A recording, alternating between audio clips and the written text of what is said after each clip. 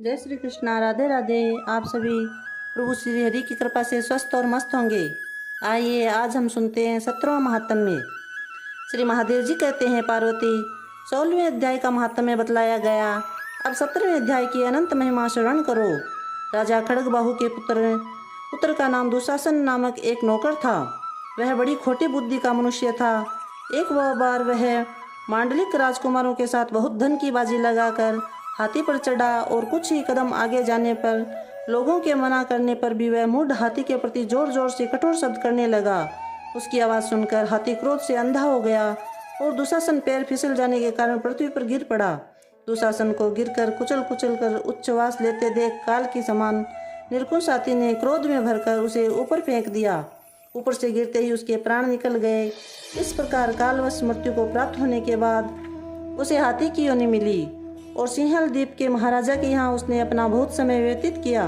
सिंहल द्वीप के राजा की महाराजा खड़गबाहु से बड़ी मैत्री थी, अतः उन्होंने जल के मार्ग से उस हाथी को मित्र की प्रसन्नता के लिए भेज दिया।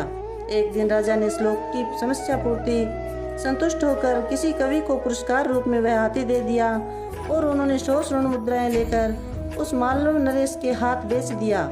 कुछ काल व्यतीत होने पर वह हाथी यत्नपूर्वक पालित होने पर भी असाध्य ज्वर से ग्रस्त होकर मरणासन हो गया।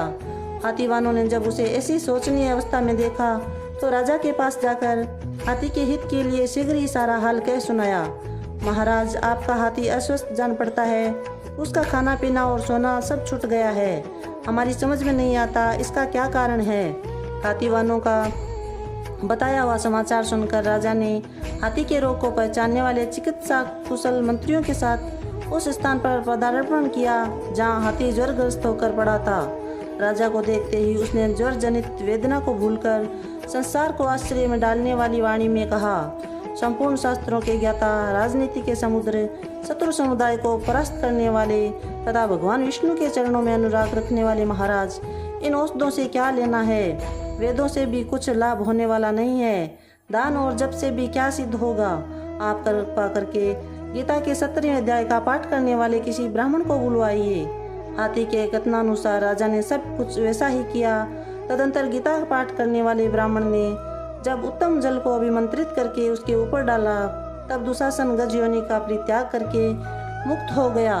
राजा ने दुशासन को दिव्य विमान पर आरूढ़ एवं इंद्र के समान तेजस्वी देखकर पूछा, तुम्हारी पूर्व जन्म में क्या जाति थी, क्या स्वरूप था, कैसे आचरण था और किस कर्म से तुम यहाँ हाथी होकर आए थे। ये सारी बातें मुझे बतलाओ।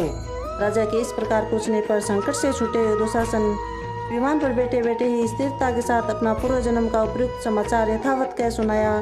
तत्पश्चात नरश्रेष्ठ मालव नरेश भी गीता के 17वें अध्याय का पाठ करने लगे। इससे थोड़े ही समय में उनकी मुक्ति हो गई। बोली श्री कृष्ण चंद्र भगवान की जय। जय श्री कृष्णा। राधे राधे।